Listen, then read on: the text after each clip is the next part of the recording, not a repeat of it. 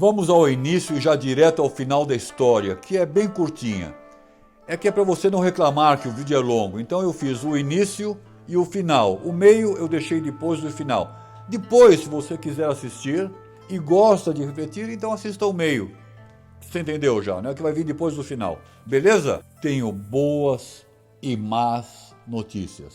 Mas primeiro, as más notícias. O Covid é de verdade e tem de usar máscara. E pior de tudo é que tem de ficar em casa de novo. É verdade sim que vem aí a terceira onda. Não brinque com isso. A Terceira Guerra Mundial já é uma realidade, não é uma ficção. E nós estamos bem no meio dela. Mas essa terceira guerra não tem a aparência e os horrores da Primeira e da Segunda Grande Guerra. Essa guerra é moderna, é digital, tem hackers, perfis falsos, usa o crime como base de julgamentos legais. Você se lembra dos hackers criminosos que hackearam o Sérgio Moro? Legislam leis de multiuso. Leis de multiuso. Para quem investiga, denuncia e julga o criminoso, essas leis de multiuso castigam o investigador e condenam o juiz, mas perdoam e colocam o criminoso em liberdade. Leis de multiuso.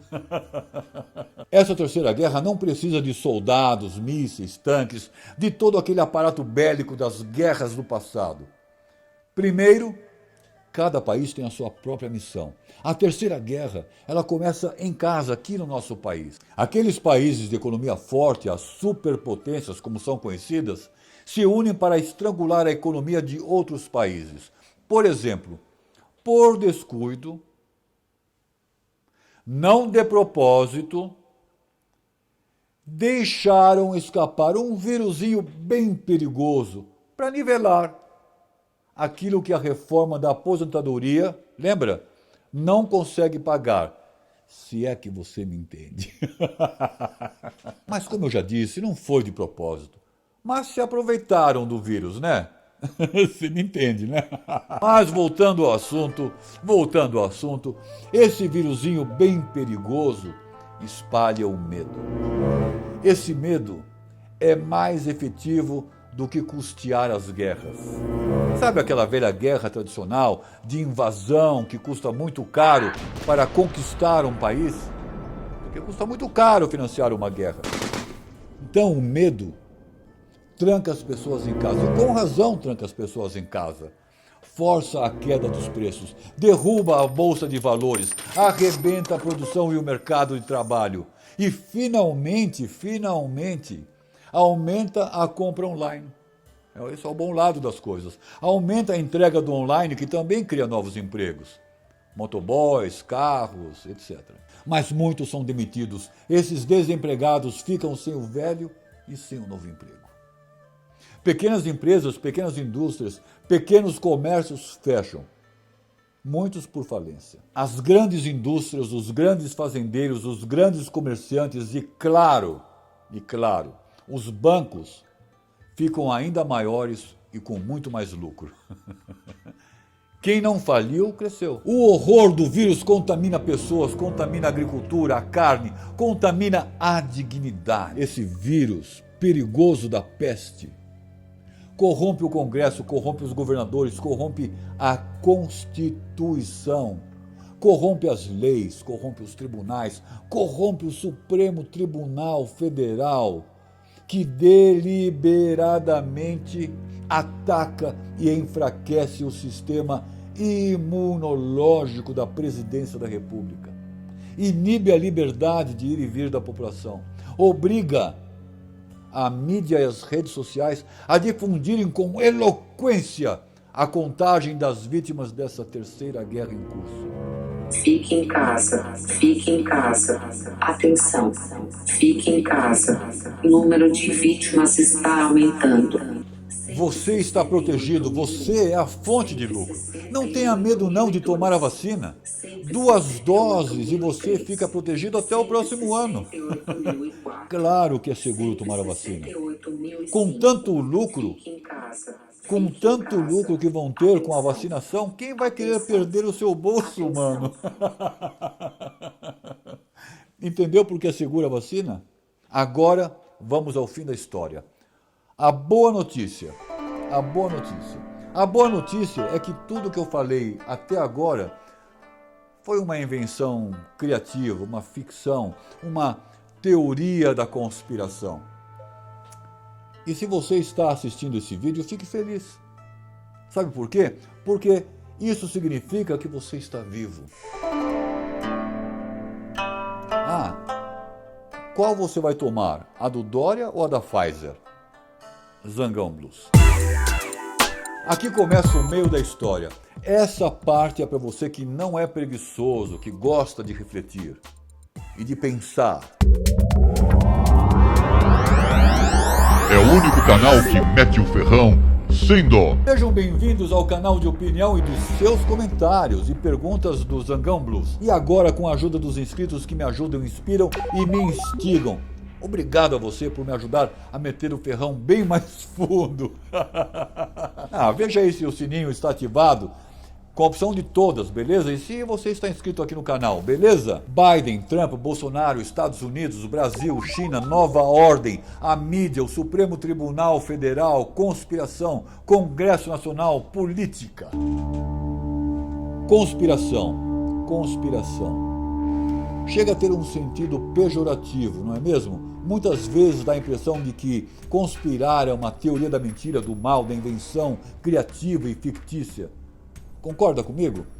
Conspiração, em geral, é usado para atacar, para fazer a revolução, para derrubar. Por exemplo, tem muita conspiração do Macron, da França, o primeiro-ministro, para derrubar os esquemas econômicos do Brasil, assinados, inclusive, com o resto da Europa.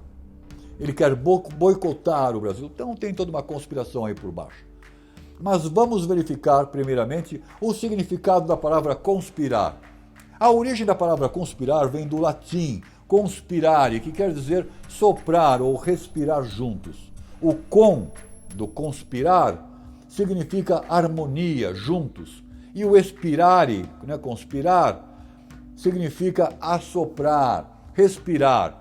Assoprar juntos, cochichar. Tramar de modo secreto, planejar secretamente, planejar para derrubar. Por exemplo, planejar para derrubar. O Supremo Tribunal conspira contra a presidência da República. Concorda? Que é um bom exemplo. A Terceira Guerra Mundial está aqui.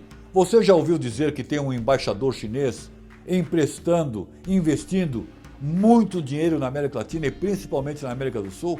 Veja aí os hermanos argentinos, nossos vecinos. Vejamos aí essa manchete do jornal Valor. A Argentina fecha acordo com a China para investimentos de 4,7 bilhões de dólares em ferrovias. 4 bilhões para os chineses é trocado.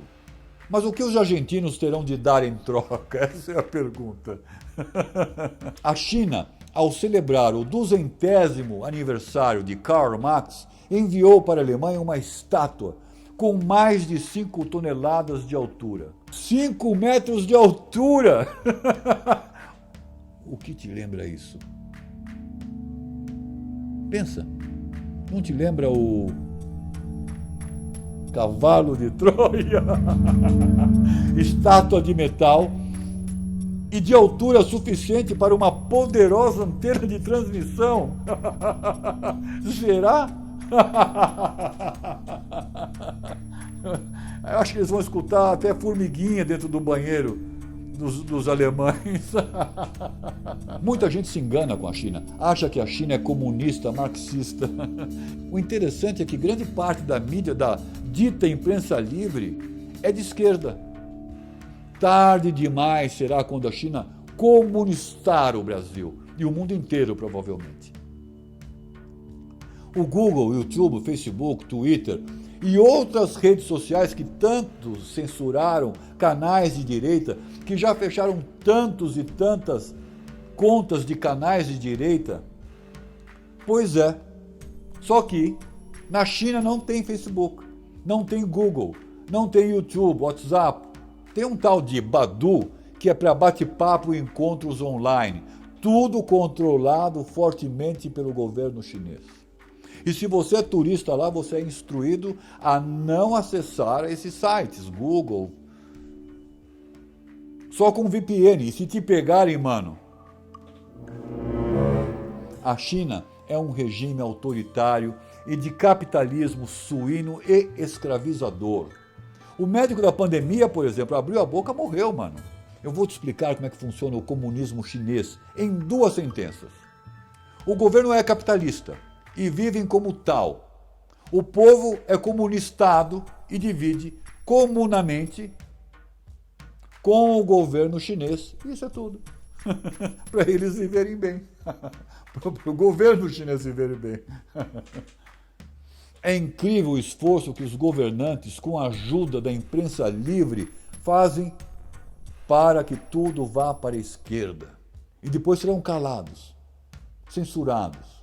Assim como fez o STF aqui, que censurou a Cruzoé, que censurou o Eustáquio. O Biden venceu por manipulação da mídia, mas você e eu, ele e aquele do povo americano, nós somos os culpados. Pois quem sustenta a mídia é a propaganda. Para de assistir a mídia do mainstream. E aí a mídia perde a relevância, perde a força. Hoje é mais confiável as notícias de blogueiros, vlogueiros, do que o jornalismo profissional. Nos governos autoritários, a mídia é usada como um instrumento de persuasão e controle dos governantes para reprimir a liberdade de imprensa e a democracia que tínhamos no início das redes sociais. Só que não é o governo Bolsonaro que está cerceando. É o STF. E eles usam da repressão para controlar as críticas, as denúncias, as falcatruas do próprio STF. E com isso inibiram, calaram a sua voz, a nossa voz. E colaram o seu bumbum no sofá. E de máscara. Cercearam os noticiários, pressionaram para contratar e demitir jornalistas, comentaristas, prendem blogueiros e manifestantes que exercem o direito democrático de se manifestar. Os acusam de crimes sem mostrar o objeto da condenação. Usam a lei, as redes, as mídias e seus cargos como instrumento de manipulação e intimidação para, através do medo, do horror, alienar as massas e garantir a soberania da supremacia do Tribunal Federal, que deveria proteger a Constituição, mas está mais preocupada na sua mão de ferro. A cabeça do Paulo Figueiredo foi pedida pela Thaís, que se ofendeu com a verdade. Mas por que ela se ofendeu tanto? O Alexandre de Moraes promoveu e promove o inquérito do fim do mundo. E a Thaís promove o fim dos tempos. Quando ela apresenta uma notícia verdadeira, só que ela produz uma narrativa tendenciosa para manipular a opinião pública. Para a esquerda. Claro. Na Idade Média, acreditavam que o mundo é chato. E ai de você, se dissesse a verdade. Não, Thaís? Sabe por que não dá nem pra comentar? Porque você não tem argumento nenhum. Você não tem nada pra falar. Jornalismo profissional morreu. Jornalismo profissional é uma porcaria. Jornalismo profissional não presta mais. Jornalismo profissional virou uma máquina de militância de esquerda. Então, eles viram o seu óbvio como, ó, esse maluco tá tirando uma com os jornalistas. Entendeu? Foi os dois. Ela virou e falou, tira esse maluco de mim, eu não quero trabalhar mais com esse cara, literalmente. Tá? Deus nos deu o livre-arbítrio e deixou a responsabilidade para nós, a determinação e o destino de nossas vidas em nossas mãos. Mas nós invocamos a Deus para que Ele resolva nossos problemas, que procure trabalho por nós, que nos faça parar de beber, de fumar, dieta para emagrecer, encontrar esposas, maridos, e invocamos as Forças Armadas para que devolva e garanta a nossa dignidade. Mas o que nós realmente fazemos, eu te pergunto? Eu te respondo essa. Pedimos e depois pedimos mais e muito mais. E se nossos pedidos não são atendidos, reclamamos. Se Deus não nos atende, nós entendemos e o perdoamos. Já pensou não perdoar a Deus? Você está louco, meu? Mas se as Forças Armadas não atendem ao nosso pedido de intervenção militar, então ficamos com muita raiva. E aí culpamos o povo também por não fazer nada. Mas nós esquecemos que esse povo preguiçoso, esquecemos que esse povo que ficou colado com o bumbum na cadeira, no sofá, esquecemos que esse povo somos nós. Agora assista ao fim. Ai do sofá.